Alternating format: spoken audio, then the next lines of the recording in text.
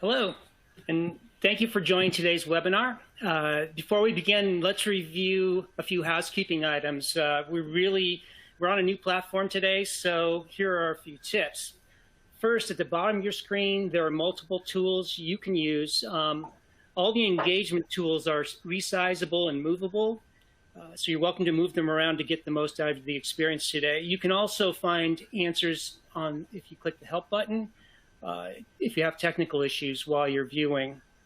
You can expand your slide area or maximize it to full screen by clicking on the arrows in the top right corner.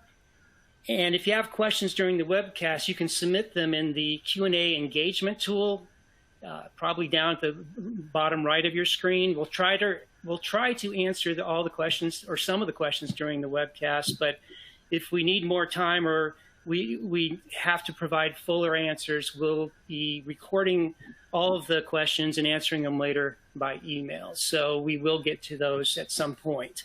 A copy of today's slide deck will be available in the related content tool. And in addition, we encourage you to download any resources or links there that you might find helpful. And a recording of this webcast will be available after it concludes and can be accessed using the same audience link sent to you earlier. That's the housekeeping. All right, on with the show. We're very pleased today to present the next episode in our webinar series where we featured industry experts representing ESA users and producers. And we featured, speaking about implementation of the environmental site assessment standard practice E1527-21. We're once again privileged with an outstanding panel, so let me introduce the panel to you. First, we have Liz Lagomarsino, Principal at Lagomarsino Planning and Management. We have Deb Daniels, CEO with Environmental Partners, LLC, and Enrique Garcia, Executive Director, Environmental Risk Management with JP Morgan Chase, representing his own personal views and his take on the lending community like he did in our previous webinar. So first of all, thank you and welcome to all the panelists. Before we kick off today's topic, I'm going to start with a quick update from Patricia Overmeyer of EPA, whom we chatted with last month at our PRISM conference. She let us know that she expects the publication of the response to public comments on the proposed revisions to AAI and the adoption of E1527-21 sometime in early 2023. So you can look forward to that pretty soon, but not yet. So today we're going to focus our panel on the findings of our recent update of the benchmark survey. We've run that survey twice, first in March and again in September. And the survey focuses on transitioning to the new standard practice. Where's the industry at? Where are you at? And also we've thrown in some questions this time related to due diligence and PFAS, which we think are pretty interesting. So we'll be talking about those today. Let me go ahead and move the slides along here.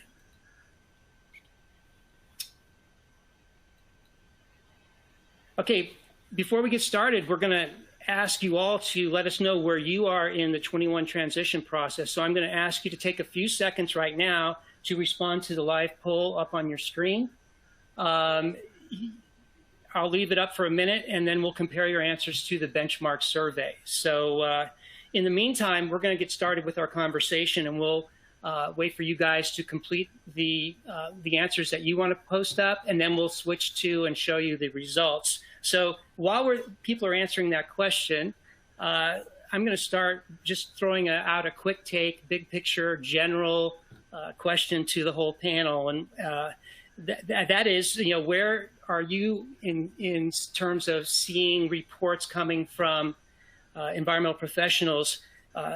Where is the industry in their transition to 21, and have we raised the bar? So let's start with Liz. Liz, you want to give us your take? Yeah, so as a reviewer exclusively for banks, I read a lot of Phase I reports, and I have for years. And what I've noticed since the new 21 standard is that Right now, it took a little bit of time for everyone to get on board with 21 and start referencing it in their reports, but now I'm seeing everyone referencing both 13 and 21 mostly. One thing I really did notice was an uptick in adjoining property discussions, but I'm still seeing some misses and mistakes in that. That seems to be sometimes difficult, especially when you go back in history. Yeah. Otherwise, okay. Pretty much the same. Okay. Liz? Debbie? Sorry. I am seeing not a whole lot of 21 reports. I'm seeing reports that are referencing both of the standards at the same time, or I am seeing a lot of reports that are referencing the 13 standard. But interestingly, sometimes I'm seeing in the 13 standard some of the components of the 21, but they're not calling it 21 yet. So I'm seeing really a mixture. I do see a bit of change to the historical record research. But again, kind of like Liz was saying, sometimes there's certain components, certain records that are showing what I would be expecting to see for 21 a little bit better than other aspects of it. Certain records are really coming through well on 21, and certain records, which are harder to deal with to begin with because of the volume of data and the years that often are thrown into the discussion, are struggling with the presentation that 21 is really looking for, I feel like. Okay. How about you, Enrique? Yeah, I think I'd echo the same. I think, the easiest thing is just seeing references to 13 and 21. We're certainly seeing that in greater frequency, especially as the year has marched on. If you were, back in February when I was on the panel, one of the things that I said was that I thought that this new standard would be more rigorous and provide us more consistency. And I think, I'd like to see a larger sample size for sure, but I think we're headed in that direction. It does seem to me like information is presented better under the new standard. So you have and more robust historical sections. Having said that, a vendor or an environmental professional who was performing a low quality report under the 13 standard will continue to do so under the 21, right? So the 21 standard, even though it's more robust, I think it offers more clarity specifically with definitions for RECs, CRECs, and HRECs. But it's not the magic pill. It doesn't make somebody who wasn't really sort of tying things up and putting together a quality report a better report writer. Makes sense. All right, I think people have had a chance to answer the first question, so let's go ahead. I think we have over 400 responses. Let's go ahead and take a look at the results. And it looks like very similar, interestingly, to our benchmark survey. So we have 28% following 21 exclusively, and we'll talk about that and the details of that as we go on in our conversation today. Another cohort, about 28% equally sized, saying they're waiting until EPA recognizes 21, and we're going to talk about that some more as well. And some are letting clients make the call in deciding whether it's 13 or 21, or maybe the clients are specifying that. And interestingly, about 14% are saying that they're still getting their staff and processes and report format up to speed, which is somewhat similar to the benchmark survey as well. So it looks like the survey results and this live poll are kind of lining up pretty well. I'd say the difference is we had a smaller number on the getting the staff and the processes and the report format up to speed than we had on this live poll. But let's take a look at that and get some more comments from the panel. So here is the first question we asked both in March and in September, and they mirror the questions we just asked the live audience. And so the first one you can see, we saw a transition or a change or an uptick in the number of people who are following 21 exclusively. We see a little bit of a drop in people waiting for EPA, but a similar number to what we just got on the live audience poll. We have people letting clients make the call, certainly going up between March and September. and getting to very close to the number we just got on the live poll. But if you can see here, we had 23% that were working in March of 22 on getting the standard in place from a staff standpoint and from a report format standpoint and other transitional issues, where in September only 7% reported they were, which I kind of interpreted as meaning they felt like they'd done the work. You know, the work is done, so we're no longer in that process. We got a slightly higher number on the live audience poll. So, Enrique, from a lender perspective, what's your take on such a large group waiting for EPA adoption of 21? What does that say to you?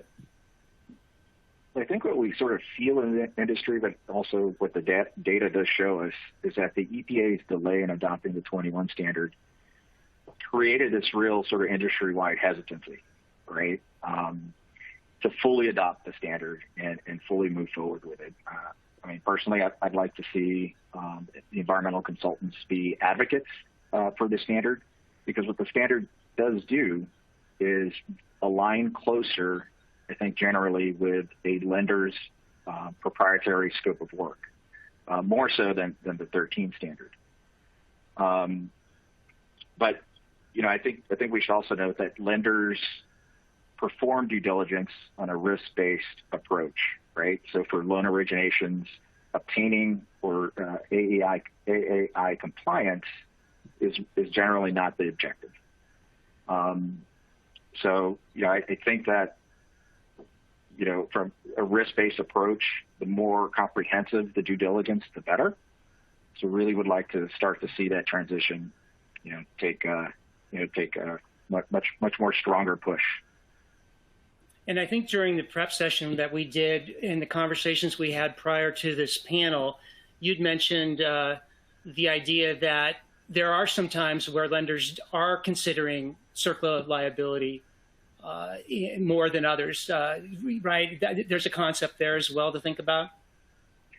Certainly. I think, for example, as in loan originations, of course, lenders are acting as a lien holder. If we're in a pre-foreclosure scenario where the bank is considering entering title or deed in lieu onto a particular piece of real estate, at that point, you certainly want to be cognizant of being AAI compliant. It's generally a good practice to ensure that, as closely as possible, you're compliant with AAI and the EPA. All right, let's take a look at one of the things we're going to do here is we're going to look at some of the questions or comments that people made when they responded to the survey and they were given that opportunity. On this next slide, we pulled out some comments that all kind of had a similar theme. In other words, and I think you guys touched on it a little bit. We got people saying they're following both 13 and 21. And some people, they're saying we're using 13, but we say in the scope of work, it satisfies the requirements of 21. And we're seeing 13 referenced, also 21 referenced, and consideration of both. It seems like, Enrique, this kind of harkens back to what you said, and Liz and Deb, that there's a little bit of confusion there, or maybe this is intentional for people who are kind of trying to meet the spirit of 21, but for whom right now they feel like 13 is the standard. Deb, do you have any thoughts on that as far as, does it matter to you as a report reviewer or to your clients that someone's following 13 or 21 or vice versa? It does, but right now we're not calling that out and like rejecting reports because of that. I think it's just such a hodgepodge that so many consultants are doing it so many different ways right now. There's just no consistency right now because of this interim period. So in the end of the day, though, at when EPA does adopt it, and it seems like that's now the newly formed consensus standard, you're going to want to see most consultants or most clients are going to want to see 21. Yes. I'm concerned that we're coming up on the very tail end of when we're expecting EPA to say it's time to use 21, and you've started your reports now, and your closing isn't for a month or 2 months, and all of a sudden it's going to be, yes, your report should be for 21, and you're closing and you have a report that doesn't say 21 too. Yeah. Liz, any thoughts on that, or the idea that maybe that's why people are hedging a little bit and mentioning both in their scope of work? Yeah, I think that is it. I think there's a lot of confusion. And I think that, in my work, the biggest pusher for the 21 standard is the bank. And just because the 21 standard is more robust. In my work, and like Enrique said, and in bank work, we're less concerned about meeting the letter of the standard than we are about determining the risk. ASTM is the guidance and framework for environmental due diligence bank work, but it really, if the phase one doesn't allow you to understand the risk, that's where the problem comes in. And I think that's where there still is a disconnect. Certainly banks want to see 21 referenced in their reports. And we're starting to get that, but I don't know that as far as the bank work goes, that 21 is the end all be all of, quality. Right. And I think during the chat we had earlier, you guys noted that, and maybe it was Enrique who said that many of the lenders' scopes just say, we want the most current version of 1527, right? So that could also lead to some confusion in that, what is the most current version? I think we heard from the task group, when the standard was published, that they felt like 21, once it was published, was the most current and applicable standard from the ASTM perspective. But we understand where people are at with 21 regarding the EPA adoption. So, all right, let's take a look at the next question. And that is, this kind of just ties right into what we were talking about. What client types are requesting 21 from the perspective of EPs who answered the survey in March and in September? And we don't see a lot of surprises here or movement, really. It's kind of like following form. We see insurance and investors, kind of a very small percentage of them, both in March and September, requesting it. Lenders seem to be driving the bus a little bit, like they always have with compliance to ASTM, whether it was 05, 13, and now 21.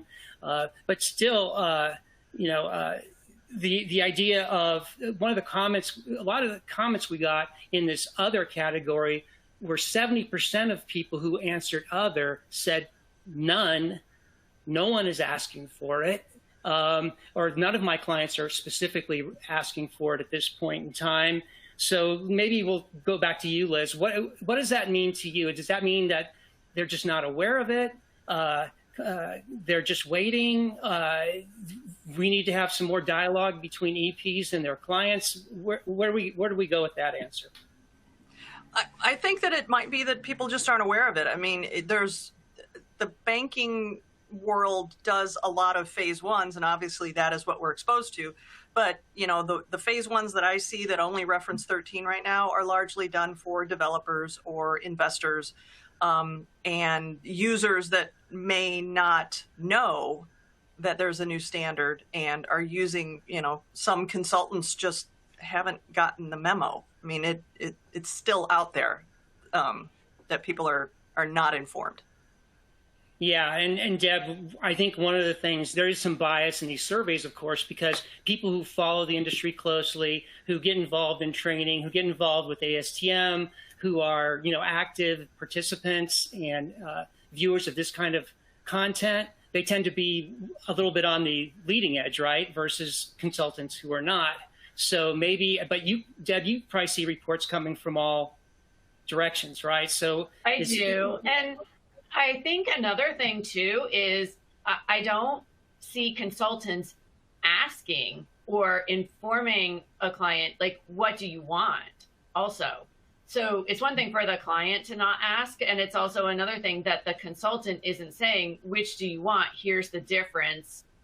So I think that's a two-way road in some regards. So yeah, I think that there's not a lot of communication on both sides on which standard do you want and what's the difference.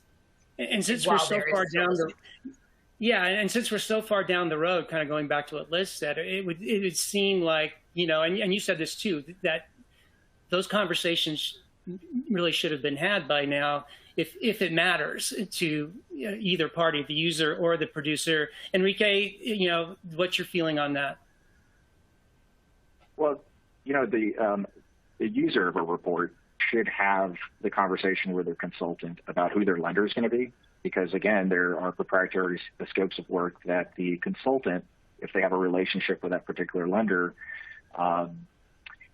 may want to discuss using that scope of work if they have access to it, so that it that can really sort of put the user into the best position when submitting the report to that particular lender. Now, if there's some question as to who the lender will be, and then it really behooves them, I think, in that instance, to use the 21 standard, right? The 21 standard, like you said, it's a published standard. It's not going anywhere. It's going to get modified in another 8 years, and so it's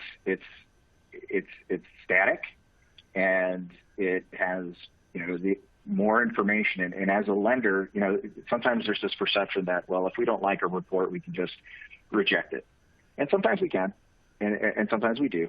But the reality is, it's not good business sense to do that with any level of frequency. So you want to come to the table with as much good information as possible to really put yourself in the best position, I think, as a user, to ensure that the bank has what they need. They're able to, answer questions a little bit quicker without having to fill in a lot of the data gaps that might exist in a poor written report or a report with less scope. So yeah, it's important. And those conversations, I think, need to be had between the user, the consultant, and it helps to have a consultant too that I think has extensive experience in working with lenders. Yeah.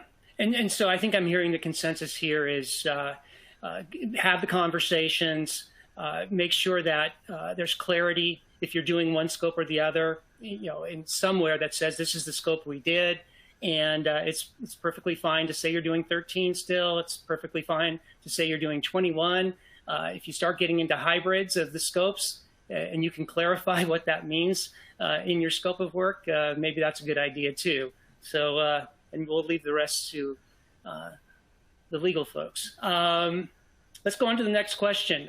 This has to do with the things for people who are doing the 21, who have transitioned over to 21. What are they doing differently? And you'll see that back in March, it was a lot of people said this, and we're going to get back to this comment, but nothing, we're already compliant. So a big portion that, and an increasingly larger portion in September said, we're not doing anything any differently. And like I said, we're going to get back to that one. Otherwise, people are focusing on the fact that there were some changes made to historical research, adjoining properties, city directories. That seems to be a common theme. And look at the big change between March and September on that. A lot of recognition of the changes to the report and terminology and the report format issues and some of the language. So that's good to see. That means that they were reading and paying attention. Then there was just there was answers that were all over the board, including PFAS, site recon. Interesting that people noted that there were some changes to the site reconnaissance section, liens and lien searches, land title, all represented. Let's talk a little bit about, Deb, maybe you can kick this one off. Let's talk about this comment that a lot of people made, almost half, saying, "No, we were already compliant when we started looking at 21. We're already doing it." No, I strongly disagree with that. Well, why? Well, what are you seeing that suggests that isn't the case?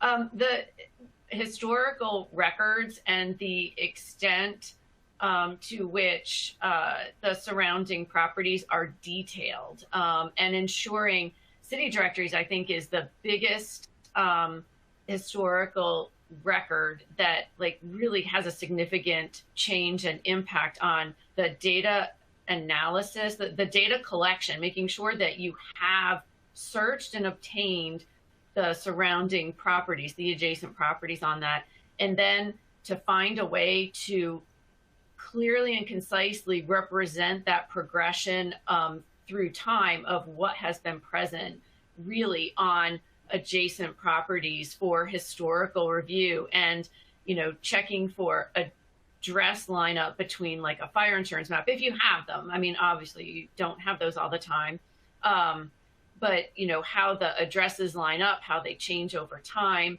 Also the lean AUL research, having that as part of your historical records. I would say when not asked, a majority of the reports do not include that. Unless a client asks for it, the phase ones don't include that most of the time. Liz, are you seeing the same things? Yes, I certainly echo what Deborah has said. One of the problems that I have been, discussing for a while is that city directory abstracts are, often incomplete. And a lot of it is because the consultants aren't ordering it properly or aren't understanding their property enough to really have a grasp of the historical addresses, the historical property boundaries, whether or not it was part of an adjoining property, if the address changed to a different street over the years. I'm still frustrated by that lack of curiosity and going that extra step. And that was always required, and I'm still seeing that missing. I mean, obviously, we've beefed up the adjoining property needs now. But that's one of the biggest gaps. The other gap that I'm seeing is just, the level of curiosity with historical research, trying to actually figure out what that property did that might be a wreck, an HREC, or just a risk. And I just see that there's a lot of the agency research isn't completed, and there's a disclaimer. And the disclaimer is just generic and really it doesn't apply because there is additional information you can get. And just because the fire department didn't respond doesn't mean you couldn't have tracked or gone to another resource. So those are just a few of mine to echo what Deborah said. And Enrique, we, during our previous conversation, we acknowledged that this isn't easy. There's doing all this work on adjoinings and historical research isn't simple and requires quite a bit of work and a lot of judgment calls and things like that. Are you kind of seeing the same thing as Liz and Deb are, as far as what people are doing differently or not doing differently, and think they are? No, absolutely. I think we have to remember that the phase one has to be reproducible. You need to show your work. So just, documenting when you've contacted agencies, what agencies you contact, if you do it on time. I think it mentioned submitting all the relevant addresses to the various agencies, and knowing which agencies to contact. Right. So if you have a consultant, for example, working in a locale that they're not as familiar with, they may not know to contact certain agencies that are covering that area. So, and some of these, of course, these gaps in these issues, sometimes they really precede the new standard, but in some cases, I really think now that the standard continues to evolve, continues to get better, continues to represent a more quality report, that these deficiencies, as we have more iterations of the standard, I think become highlighted. All right. So they sort of rise to the surface a little bit. Yeah. And look, the comments on that section were pretty much what we've talked about. I think the idea here is that certainly there's been consultants who have been doing good work. They've been doing good research. They've been following, ASTM best they can on a case-by-case basis. I don't think anybody's saying that isn't the case, but I think the idea of someone who has been doing 13 for years is already doing 21. It's certainly possible, but I think maybe a little bit more reflection there might be in order, and at least advisable. And hopefully, the whole theme of this conversation is: are we done yet? And I think that the answer is no, but maybe that's not a surprise to anybody, right? Because we're a year in from the publication, and we are now still waiting for EPA adoption, which some people are waiting for as well. So I remember in the prior iterations of ASTM, E1527, going way back, there was always this transition period, and people kind of found their legs and moved forward. Usually after a year or two, once they got familiar and with the practices themselves. So maybe that's what we're going to see with 21. All right, let's take a look at the next question. And this, some of these questions we didn't ask in March. So in September, we thought we'd add them because we wanted to get into a little bit more details about things. So in this case, we were asking, what changes, if any, did you make to your ESA report format in response to 1527? Again, this is good constructive feedback for people who are responsible for making those changes or still are thinking about them in their own house. And so here's the answers we got in September. A large number of people saying that they're focusing on the general formatting and terminology, which we've heard before. That is the case. There's some changes to make there. From 21, a smaller group talking about the liens and AULs and the historical adjoining properties. Kind of interesting, based on the comments we've gotten from you guys so far about that section of the standard, and only 13% saying that they've actually made changes to their process. So we'll talk about that in a second. But at least 10% noted that they were listening and understood the changes with regard to the viability of the report, meaning noting the addresses that for the expiration of several places, several information sources in the report, and that starts your clock ticking on when it needs to be updated. So it's good to see at least some people are responding there. We're seeing a smaller number talking about PFAS, and we'll get into PFAS in a second. And then again, on the miscellaneous side, we had people mentioning VEX, physical settings, where there's a kind of a slightly different take on physical setting research, and also on data gaps, some clarification on data gaps. So I think we're seeing pretty much the main food groups here, and maybe we'll go back around with you guys and say, and is there anything that you're seeing here? Or let's take a look at the comments real quick, and then we'll talk about them. Here some people talked about there being massive changes, and we got one at the bottom saying that they added a sentence mention of PFAS as an emerging contaminant. So they added a sentence, and we'll get your take on that. Also, there was one comment that I thought was kind of interesting, where someone said that recommendations are no longer optional. And I had to do a double take on that one real quick and think about what they were referring to. And for the life of me, I could not find where recommendations are no longer optional. It seems like that did not change. So this is a good example, perhaps, of people needing to go back and reread and reconsider some of the things that they thought they understood about 21. Enrique, anything here that rings a bell for you, or kind of seems to be important? No, I mean, I think it goes back to what I stated earlier. One of the main general formatting, terminology, presentation of the information. I think that's really key, especially for people that are like myself and my team.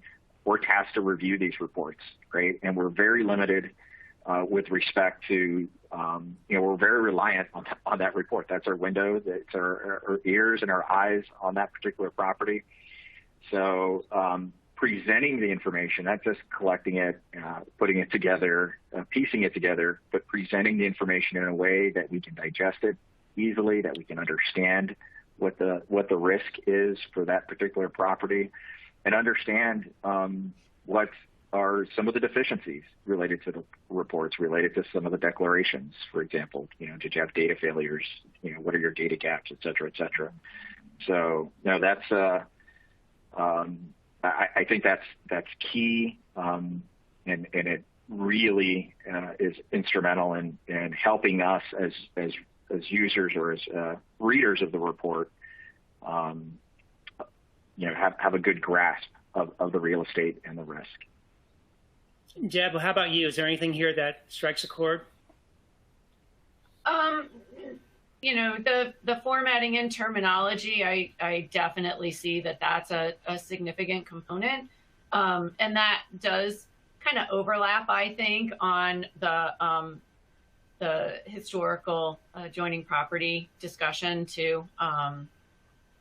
So that's where I see the most changes. And then the expiration date of a report, because that's always has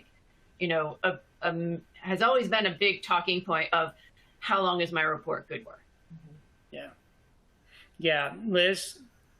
Yeah, mostly what I'm seeing is a lot more, as Enrique said, clarifying language and language that is specific to the changes that came with 21.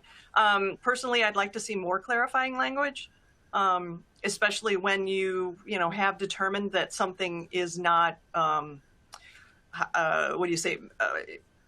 it didn't interfere with the ability to come to a conclusion of a wreck or whatever. I certainly would like to see that detail, but I am seeing more clarifying language, especially also when it comes to adjoining properties, because that was one of the bigger changes. All right, we're more than halfway through, and we've got a few more slides to talk about, so let's keep going. Let's talk a little bit about PFAS.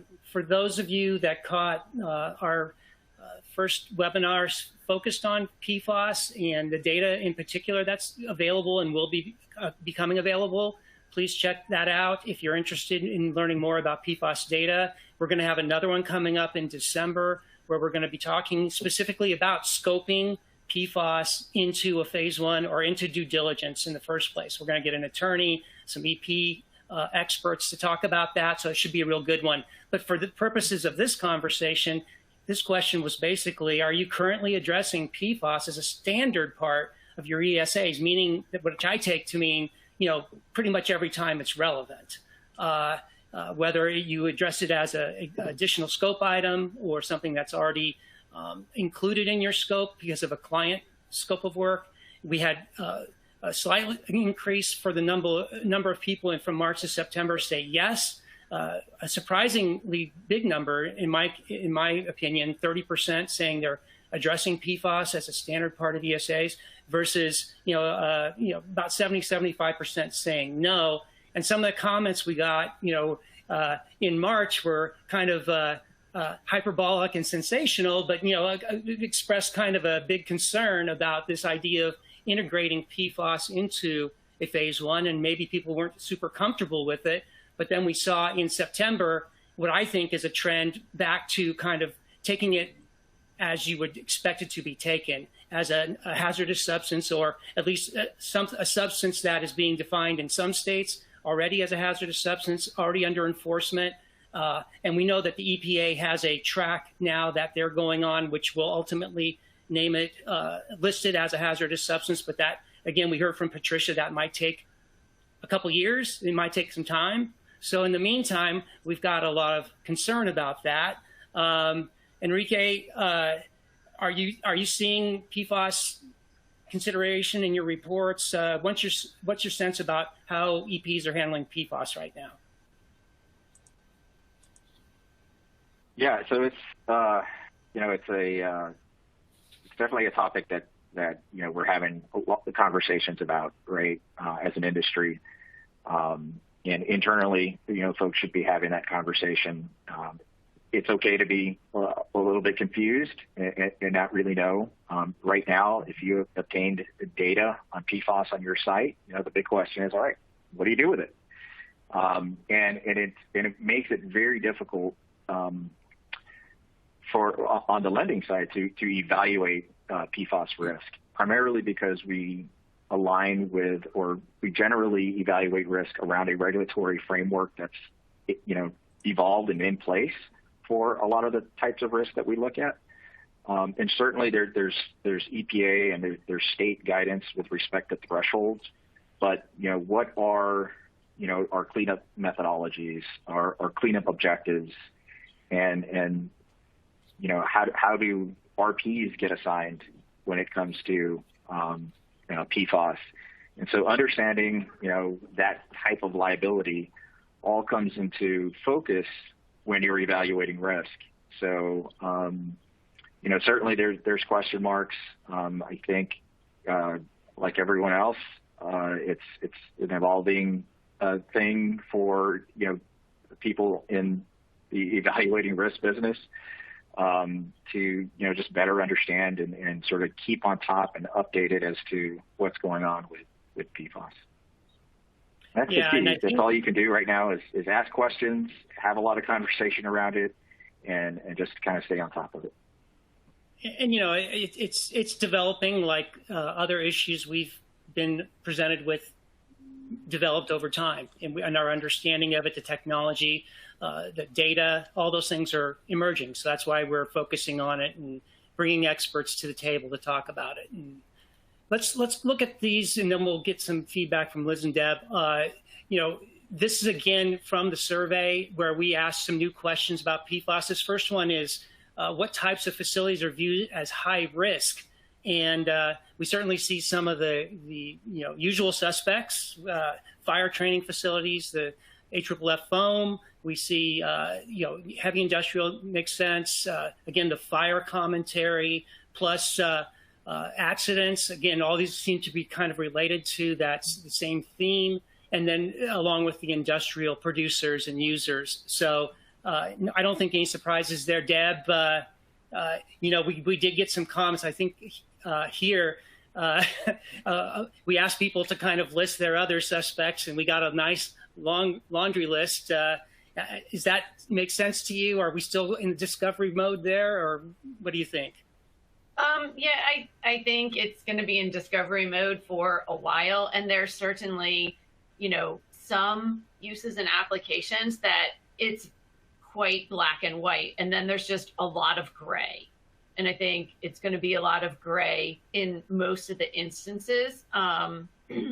Interestingly, I think I had been seeing references to PFAS in some reports earlier on in the year, and I feel like people have clawed back on that, and I'm not seeing it as often as I had been. I wouldn't say that it was often to begin with, but I'm seeing it less frequently mentioned in reports. And it's more so based on having being near or having a specific listing. It gets pulled in, but if there isn't a trigger, it's not being mentioned. And Liz, any thoughts on that? Here's another comment. Maybe you can. This has to do with the research and what criteria are used to determine the likelihood of PFAS impacting a subject property. So we have government database records, local knowledge and interviews, agency file reviews, and other. What are you seeing out there? What are people falling back on, or is it just, are people getting creative? I don't know that people are getting creative, but the times that I've seen PFAS mentioned is generally when there is a significant risk of a release that could be a problem at the subject property or in the immediate vicinity that could impact the subject property. At this point, I don't, there's, like everyone has said, there's not enough information out there for you to address PFAS in a blanket like you do asbestos. Because we just don't know. But if there's a strong possibility, I think that's when you need to start having your discussions and decide how you're going to address PFAS. There are some state databases that now indicate PFAS at properties. I saw a property that actually had a release. So it is being addressed, but it's not being addressed in every phase one, and nor do I think it needs to be. I think that is a question for each consultant to decide. Yeah, and discuss with the, let's say, the lender or the investor, right, and clients and the consultants, another opportunity for conversation, Enrique? I know, that's correct. I mean, I think have a plan, right? That's kind of what I was getting at before, and I think that's what everyone's touching on. If you're going to address it and you're going to, and in some sites, it makes sense to do so, but make sure that they're, ideally, you want a plan. You want a beginning and an end that's dependent on the data that you're going to obtain. And that's the key. Yeah. So, one of the conclusions we made when we were doing our data presentation on all the databases that are available, there's dozens of state databases available that we're this week publishing the federal database information, new federal database information, and its usefulness and volume varies greatly. There's quite a bit of information, but some of it's SIC code and there's just codes that maybe suggest the possibility of PFAS, and yet other cases, the databases are enforcement actions. So it really ranges greatly, and I think that's the challenge for all EPs these days, right? I mean, we have to figure out once we have more of an enforcement record to deal with, maybe we can start making some judgment calls about certain types of facilities and recs and things like that. But right now, it's a little bit of a scattershot and wild, wild west. It's really, really difficult to determine, Alan, I think, what are you going to do with that data? And is it why are you addressing it? Is it that you think are you going to be responsible for a cleanup? That's what's the purpose? Yeah. If it's everywhere. It's difficult and, clearly beyond the scope of this conversation today, but I'm glad we're talking about it. I'm glad we're getting feedback from you guys as experienced EPs and users, representatives of users. And so I think it's super helpful. We're getting towards the end. We're not at the end yet. We want to save a little bit of time for Q&A. So I think we're going to kind of try to wrap up our initial conversation before Q&A with a couple, again, broad questions. Maybe there's some things we didn't mention yet or some points that you want to make. So we'll go around the table on this one. First of all, let's start with Enrique. What are some of the most common shortcomings in ESA reports you're seeing right now? Maybe it's because of 13, maybe it's because of 21, maybe not. What are you seeing that you consider the most common things that are still not where they need to be? I'll tell you what. One of the things I really like about the 21 standard is the addition of the significant data gap. I think that is a good piece of information, but I think where I see deficiencies is, for example, in data failures. Right. So in many cases, a data failure may be mentioned, but it's not escalated as a significant data gap, or it's not even references to. It's not given any sort of degree of risk or issue, and so you don't know if it's an issue or not, other than it's a data failure. And I think that's a big thing. If there's a data failure, explain why it's a data failure. Does it escalate to a significant data gap, and why did you come across that particular data failure? That to me is one of the main deficiencies. Along with what I had stated earlier about not requesting information, whether it's historical information or agency information, on the totality of addresses for a particular piece of real estate. Liz, how about you? Common shortcomings of Phase I ESA reports. Yeah, just to piggyback on what Enrique said, and I think it's a bigger, broader than that. I think it's really about doing good science, having curiosity. These are the biggest things that I see that are missing. Critical thinking, not following up. Why is that data gap there? What could I do to close that data gap? What other information could I give my client so that they can make a decision, or they could understand this a little bit more? So that is one of the things that still does kind of rule my life. And as a quality advocate, there's a lot of mistakes in reports, and there's a lot of lack of attention to detail. And, usually I'm doing this as documentation for a bank loan. And there are implications for correct information and incorrect information. And I do spend a lot of time explaining typographical errors or asking the bank to have the consultant fix that typographical error in the parcel number, in the site size. I think that those kinds of lack of attention to detail mistakes could be cleared up. So that would help me with my daily reviews.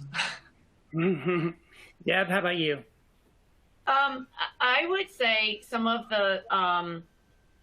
the documentation that is put in appendices, and sometimes it's put there and not really looked at or not QA/QC'd from the senior reviewer, and or really looking at what your photographs are showing and making sure that your report is presenting what you showed pictures of.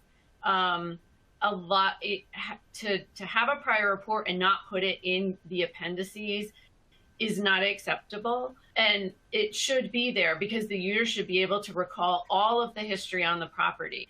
And there's so many instances where I find something in a prior report that is relevant to the current investigation and research and discussion, and it's not recognized, or I find things in photographs that aren't mentioned in the report.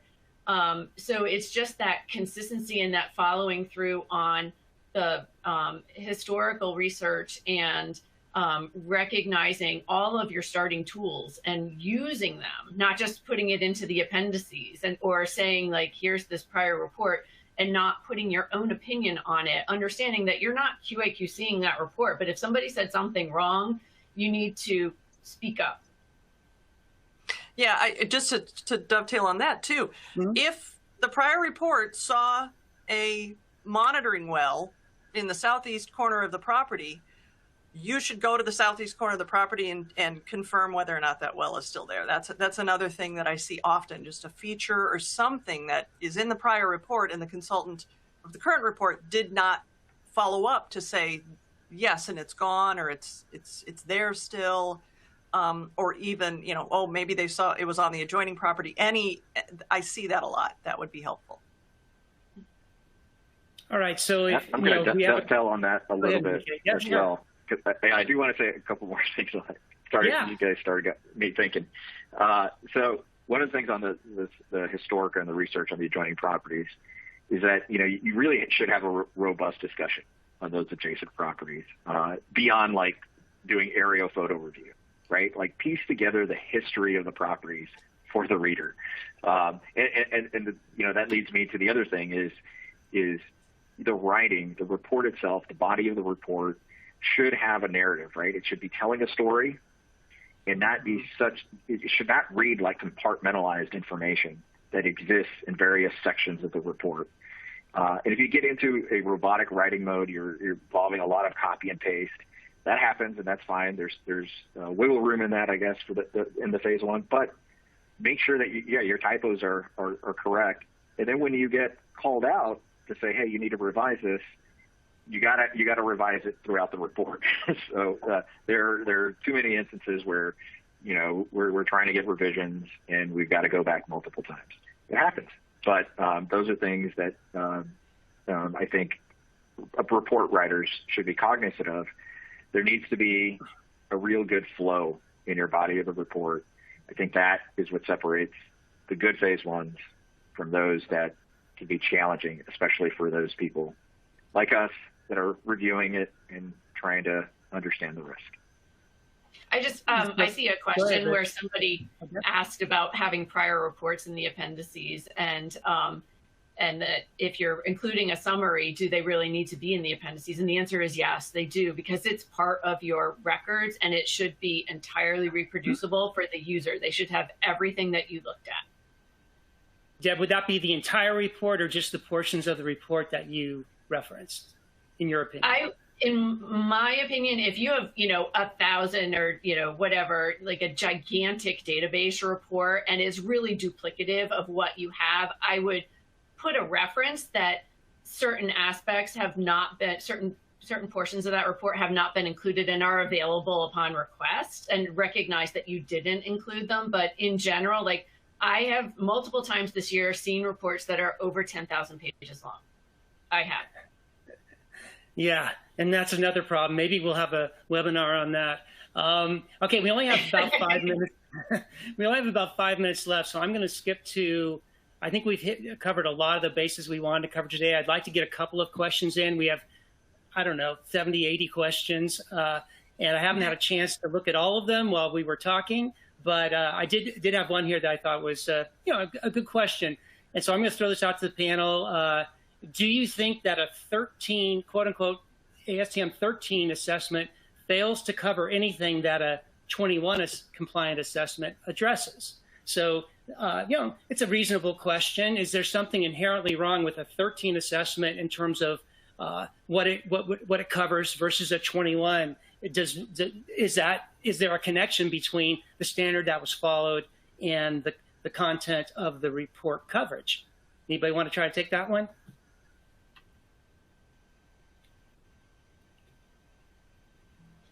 Well, I think the easy response there is the historical section, right, is more comprehensive. And so if you're following the standard to a T and producing a report, there's certainly going to be an expansion in coverage there.